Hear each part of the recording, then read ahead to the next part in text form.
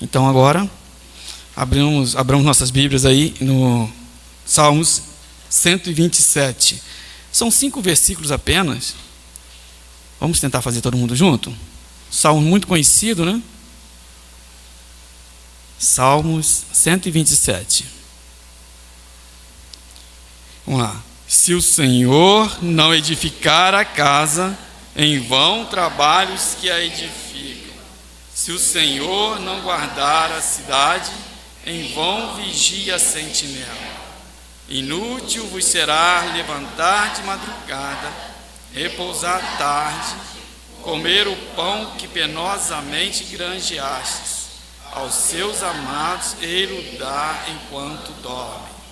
Herança do Senhor são os filhos, o fruto do ventre seu galardão. Como flechas na mão do guerreiro, assim os filhos da mocidade. Feliz o homem que enche deles a sua aljava. Não será envergonhado quando pedirá com os inimigos da porta. Amém. Que Deus abençoe a leitura da sua palavra. Queridos, esse salmos de romaria, né? Aqui está dizendo romagem de Salomão, faz parte, né, de uma coleção de salmos de romagem, de peregrinação, que começa no 120 e vai até o 134. Ou seja, segundo a história, né, pelo menos uma vez por ano, todo judeu se organizavam em caravanas e seguiam em direção a Jerusalém, chamada Cidade Sagrada, para adorar ao Senhor. E enquanto caminhavam, eles cantavam e recitavam esses salmos. Naquela época, uma vez por ano, todo judeu deveria comparecer a Jerusalém. Hoje, judeus espalhados mundo afora, pelo menos uma vez na vida, deve comparecer em Jerusalém. Também esse texto não se sabe de fato quem escreveu. Apesar do título dizer que trata-se de romagem de Salomão, isso não dá a ele a autoria dos salmos. Alguns estudiosos sugerem que esse salmo foi escrito por Davi. Nos seus últimos dias de vida, antes de passar para o seu sucessor, seu próprio filho, Salomão, ele escreve como orientação para o seu sucessor. Outros também defendem que foi o próprio Salomão que escreveu esse texto, depois de receber os conselhos do seu pai. Mas isso nada difere no conteúdo, na mensagem do Senhor. Apenas como informação, como estudo da palavra de Deus, para o nosso conhecimento. O salmista, no versículo 1, ele declara que não teremos nenhum sucesso em nossos projetos se o Senhor não for o projetista. A mensagem é curta, simples e muito objetiva. Nenhum projeto na sua vida. É o que o salmista declara. Se o Senhor não edificar a casa, em vão trabalhos que edificam. Se o Senhor não guardar a cidade, em vão vigia o sentinela. Será inútil. Qualquer empreendimento, qualquer trabalho que fizermos, se Deus não tiver no comando, no controle, não for o nosso construtor. Essa declaração de fé de Salomão deixa claro que, mesmo com toda a sabedoria, mesmo com todo o recurso financeiro, não era suficiente para ter sucesso nos seus projetos. Esse texto, o salmista ele usa várias figuras de linguagem aqui, e isso nos dá a liberdade de direcionar a nossa mensagem em vários pontos, em vários projetos. E como nesse mês de maio nós celebramos o mês da família, especificamente aí no dia 15, que foi o dia dedicado à família, alguns irmãos postaram aí no grupo da igreja algumas mensagens, e é nessa direção que eu gostaria de trabalhar com vocês esse texto. É sobre a família, que nós gostaríamos de falar nesta noite. E para nossa meditação, nosso título seria Um Projeto para uma Família de Sucesso. Eu quero começar aqui fazendo uma comparação, aproveitando aqui as figuras contidas nesse texto. Irei usar as mesmas figuras que o salmista usou. E ele fala logo no início da construção de uma casa.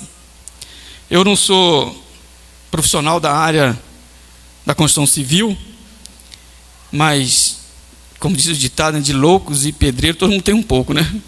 A gente mete a mão na colher, joga a massa na parede, levanta uma parede, né? A gente vai, né? A gente vai caminhando aí. E a gente tem uma noção, mais ou menos, de como funciona a parte de construção, né? E a primeira pergunta que eu gostaria de fazer é: como se constrói uma casa? Eu, quando penso, né, em construção de uma casa, logo me vem à mente pessoas, né? Você vai fazer uma casa para pessoas se abrigarem, não é isso? Pessoas que irão ficar embaixo do mesmo teto, irão se dividir entre as paredes, se alojarem nos cômodos. E a partir daí que a gente começa a projetar, né? Se você pensa em ter uma família muito grande, você pensa em fazer uma casa muito grande, né? E por aí vai. É assim? É assim que nós começamos. E eu gostaria aqui de apresentar pelo menos 2 pontos importantes, né, para você construir uma casa. Primeiro, claro, você tem que ter o terreno. Você tem que ter o solo. Você tem que ter o lugar onde você vai construir a sua casa. Eu me lembro que quando procurava terreno para comprar, lá em 94, né, o corretor me apresentou vários terrenos, né, em Paracambi, nos bairros aí, vizinhos aí. E eu acabei comprando o terreno lá no morro, né? São meus critérios. Os outros terrenos que foram me apresentados não eram no morro, mas não me agradou, porque os meus critérios me levaram a escolher o terreno ali. Então o terreno que você vai comprar vai depender dos seus critérios, o que você quer, o que você pensa, né? Se o lugar é perigoso, se não é, se tem enchente ou não tem. Enfim, é você que vai decidir, não é isso? O segundo ponto importante, né, também, que após ter comprado o terreno, segundo os seus critérios, você agora contrata um arquiteto, não é assim? A gente contrata o arquiteto, contrata um engenheiro civil, uma empresa construtora e constrói a nossa casa. Não foi assim que fizemos? Não, né? Claro que não. Nós não temos dinheiro, né? A verdade é essa, nós não temos dinheiro, mal temos dinheiro. Tem hora que a obra para por falta de dinheiro para comprar material, outra hora falta por mão de obra, né? É com muita dificuldade que nós fizemos. Mas se nós formos fazer uma construção, tecnicamente, teria que ser dessa forma. Você teria que contratar um arquiteto, um engenheiro civil, você teria que contratar uma empresa para construir a sua casa, com profissionais capacitados, né? Mas não é assim que nós fazemos. E muitas vezes, na nossa ignorância, achamos que não precisa de tanto, né? Não precisa de ir tão longe. Basta um pedreiro, um ajudante e um rascunho. E a gente começa a levantar a nossa casa. Depois, vem os problemas. Não é assim? Casa muito quente, pouca luz do sol, pouca arejada. Se abre o chuveiro, não pode usar a pia. Se liga o chuveiro, não pode ligar a televisão, queda de luz, não é assim? Tudo isso porque nós nos arriscamos a fazer a casa do nosso jeito. Não procuramos um arquiteto, não procuramos. Essa semana, né, nós estamos aqui com um projeto de mexer no telhado, vamos começar domingo que vem, né? Depois nós vamos conversar sobre isso. E pretendemos colocar energia solar. E aí o nosso irmão Cláudio, aí, com a empresa aí fazendo o orçamento, ele mandou para mim na hora: o telhado tem que ficar inclinado a 23 graus ao norte, não é isso? Por quê? Porque eu preciso, se é energia solar, eu preciso da maior incidência de raio solar, né? Eu já não tinha pensado nisso, eu ia fazer de qualquer jeito, né? Então faz parte, né? Se a gente quer ter uma casa bem construída, nós precisamos seguir esses passos, para não termos o problema depois, não é assim? E a família? Como que construímos uma família? Eu gostaria de seguir esses mesmos passos.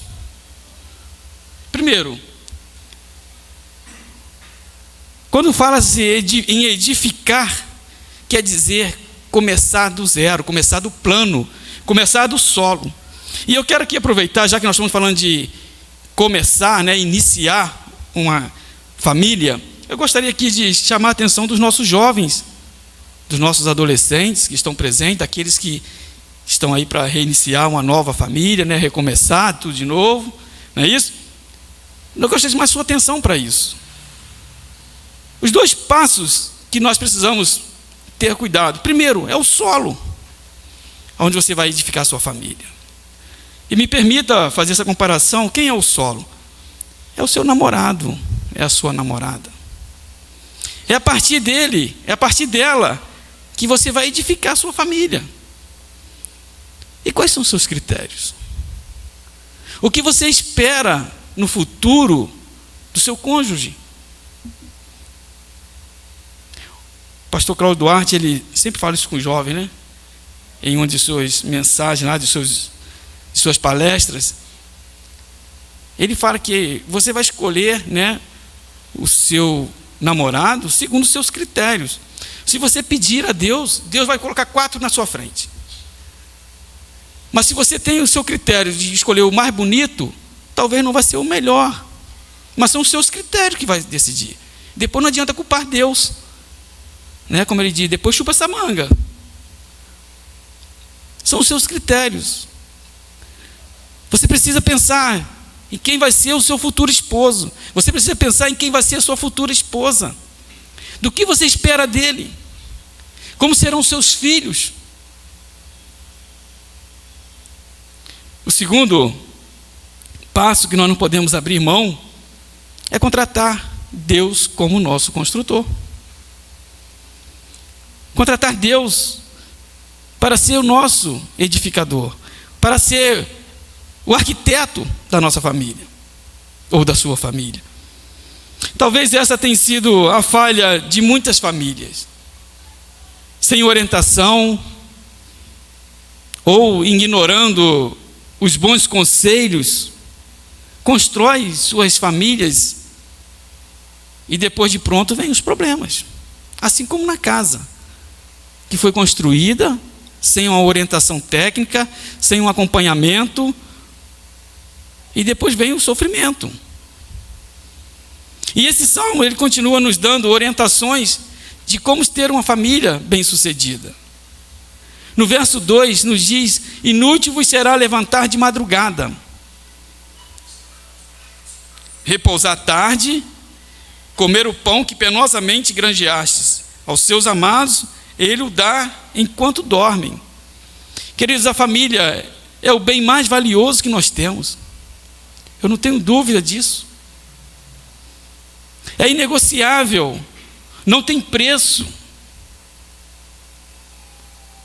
Esforçar-se em prol da família é algo bom diante de Deus. É algo aprovado aos olhos de Deus. Mas o excesso se torna ofensa a Deus. Dedicar-se além do limite à sua família se torna uma ofensa a Deus. Às vezes nos empenhamos mais do que devíamos, mas se temos o Senhor como o construtor da nossa família, Ele proverá paz, Ele proverá harmonia, proverá segurança e tudo quanto de necessário para a nossa família, enquanto dormimos. É com essa fé que o salmista escreve no versículo 2: inútil vos será levantar de madrugada, trabalhar o dia inteiro ou até a noite, se o Senhor não for o construtor da sua família. Tudo isso será perdido. Precisamos entender que a nossa família é dependente de Deus. Ele é o responsável pelo projeto.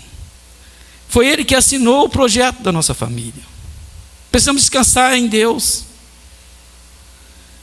Seremos felizes com nossa família quando conseguirmos conciliar ou equilibrar o tempo, negócio e família. Caso contrário, algum sofrerá algum danos. No verso 3, o salmista diz que herança do Senhor são os filhos, o fruto do ventre, seu galardão. Uma linda mensagem desse texto talvez seja essa: a importância dos filhos e a responsabilidade dos pais. Os filhos nos ensinam a ser pai. Compreendemos melhor os nossos pais quando nos tornamos pai. Não é verdade? Depois que nos tornamos pai, que nós começamos a entender o que nossos pais falavam conosco. Aonde você vai, que hora você volta, com quem, aonde você está, o que está fazendo. Passamos a entender isso depois que nos tornamos pais. Porque os filhos nos ensinam isso. Os filhos nos ensinam a ser pai. São heranças do Senhor, diz o salmista. E se é herança, deve ser bem cuidados. Às vezes nós vemos um terreno, por exemplo, está lá, abandonado lá, é herança. A pessoa fala assim, não vende não, é herança. A pessoa está lá abandonada porque a pessoa não precisa, mas não vende porque é herança. Tem sentimento ali. E o salmista diz que nossos filhos são herança do Senhor. Por ser herança, já temos que ter um cuidado a mais. Por ser do Senhor, 3 vezes mais. Nossos filhos são bênçãos de Deus. Nossos filhos são dados por Deus. E quando, irmão, nós falamos que nossos filhos devem ser bem cuidados, isso lá abre um leque muito grande. Porque cuidar de filho não é fácil. Nós temos muitos exemplos de pais que cuidam muito bem dos seus filhos. Mas entendemos que cuidar bem dos nossos filhos não é simplesmente capacitá-los para uma vida profissional, capacitá-los para ser bons cidadãos, capacitá-los para serem gentes de bem da sociedade, mas muito mais do que isso. Precisamos mantê-los sempre no alvo que é Cristo, mantê-los sempre na dependência de Deus, ensiná-lo a palavra. Esse é o maior legado que um pai pode deixar para um filho. No verso 4, o salmista nos diz: como flecha na mão do guerreiro. Como flecha na mão do guerreiro, assim são os filhos da mocidade. Aqui o salmista, ele também destaca aqui 2 figuras muito importantes. Primeiro, flecha. O que é uma flecha? Essa palavra, ela tem vários significados. E o que mais enquadra aqui no texto é destino. Flecha quer dizer destino. Flecha como objeto, ela precisa ser reta. Não pode ser uma vara, nem uma vareta torta. Ela precisa ser reta. Nossos filhos também precisam de retidão. E o parâmetro que temos para a retidão é a palavra de Deus. É ela que vai nos posicionar. É ela que vai dirigir. É ela que vai nos guiar em retidão. Nossos filhos precisam de retidão. A flecha também vai mais longe do que o guerreiro. Todos nós queremos que nossos filhos vão mais longe, ou vá mais longe do que nós. Porém, se não dermos a ele um alvo, eles não sairão das nossas mãos. Uma flecha, para ser lançada, ela precisa de um alvo. Precisamos ter alvos bem definidos para os nossos filhos. Precisamos ajudá-los, orientá-los. Precisamos sim de direcionar uma vida acadêmica, serem bons cidadãos, construir uma família, ser independente de nós, mas nunca esquecer do principal alvo, que é Cristo.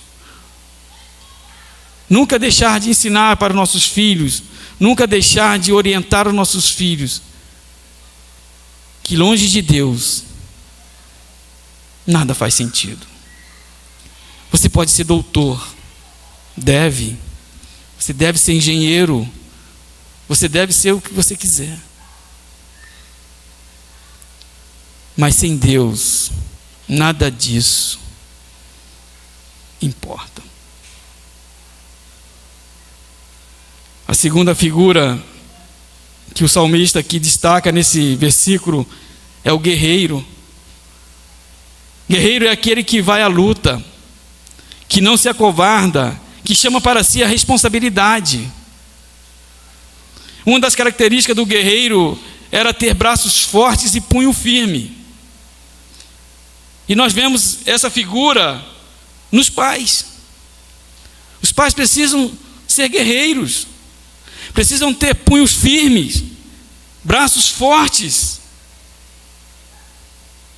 Precisamos exercer autoridade sobre nossos filhos, impor limites, estabelecer regras desde cedo. Hoje nós vemos crianças de 3, 5 anos mandando no pai, mandando na mãe, escolhem a roupa que quer, se não for aquela não vai, né? Nós temos hoje assim.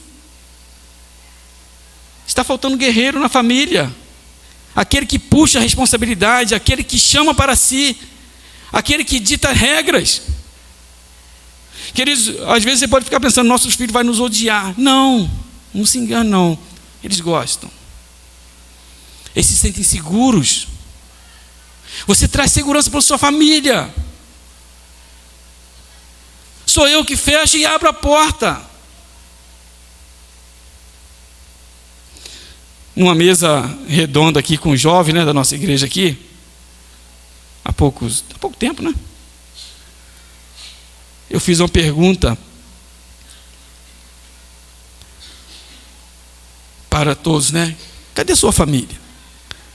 E os solteiros, a família, meu pai, minha mãe, meus irmãos. E eu fiz a mesma pergunta para os casados e eles disseram, minha família é o meu esposo, minha filha, meu filho. Queridos, e eu disse no final para eles, vocês que são solteiros, vocês não têm família. Vocês não construíram família. Não é isso que nós estamos falando aqui? Como é que se constrói uma família? Um homem e uma mulher, ou seja, o solo, a partir daí se casam. É lá que começa a construir uma família. A família que você está, você é do seu pai, é da sua mãe. E isso não te dá o direito de você exercer autoridade sobre eles, porque a família é deles. Constrói a sua. Espera chegar a sua vez. Eduque seus filhos do jeito que você quiser. Não é assim? Essa é a realidade, irmãos. Nós estamos vivendo dias terríveis. As escolas, os professores já não suportam mais. Que se não obedece pai e mãe dentro de casa, vai obedecer o professor aonde? Não é, Tiliane?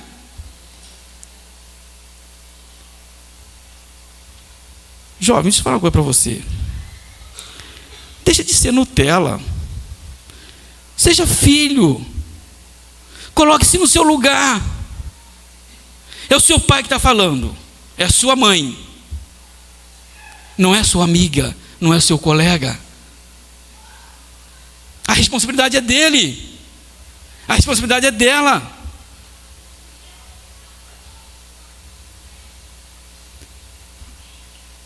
Para se construir uma família,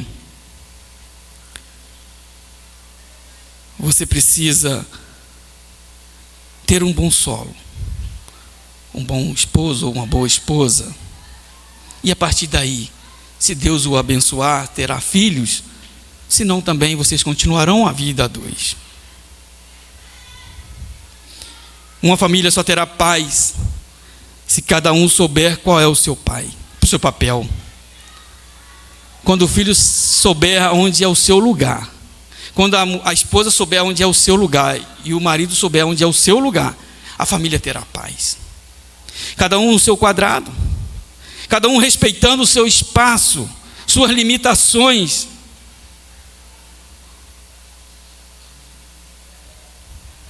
Como os pais, nós precisamos sim respeitar os limites dos nossos filhos. Mas não são os filhos que ditam as regras, e sim os pais. No versículo 5, o salmista nos diz: Feliz o homem que enche deles a sua aljava, não será envergonhado quando pleitear com os inimigos à porta. Queridos, como é triste ver idosos abandonados nos asilos. Fazíamos alguns trabalhos com os adolescentes, visitávamos os asilos aqui próximo, e a gente via aquelas senhoras chorando porque foram abandonados no asilo. Anos e mais anos sem ver os filhos. Talvez os filhos estejam até usufruindo do que os pais conquistaram, mas sequer se lembram de ir visitá-los. Eu até entendo que talvez seja necessário colocar seu pai num asilo, sua mãe num asilo, mas não justifica você abandoná-lo. Talvez seja necessário você colocar num asilo, assim como os pais muitas vezes colocam o filho numa creche, mas não pode abandoná-lo. Nossos filhos serão nossos defensores, assim como somos ou fomos dos nossos pais. Nossos inimigos, aqui citado nesse texto, quando diz que pleitear a sua porta, pode ser considerada doença. Quando a doença nos sobrevém, e a gente não vai ter mais forças para caminhar, são vocês, nossos filhos. Serão os nossos filhos que irão nos guiar, serão nossos filhos que irão levar-nos para o médico.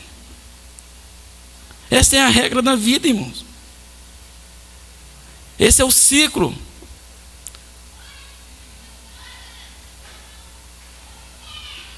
Mas se Deus for o construtor da nossa família, fique tranquilo, não seremos abandonados. Não seremos abandonados. Com certeza que ainda que os filhos nos abandonem, o Senhor nunca nos abandonará. Ele sempre irá prover recursos, Ele sempre irá em nosso socorro. E eu quero concluir dizendo que, ainda que a sua família talvez não tenha sido construída com todos os requisitos, conforme pede a norma, a regra, mas Deus é especialista em restaurar. Ainda que a sua família tenha rachaduras, trincas, tenha problemas, Deus pode restaurar. Deus pode reconstruir a partir dos escombros que sobraram uma nova casa, uma nova família. A família é uma das instituições mais difíceis de ser mantida, principalmente quando é atingida pelos ciúmes, invejas, contendas, picuinhas, individualismo e etc. Mas por outro lado, quando devidamente conduzida, é a maior bênção dessa vida. É a maior bênção ter os nossos filhos ao nosso lado, nosso cônjuge.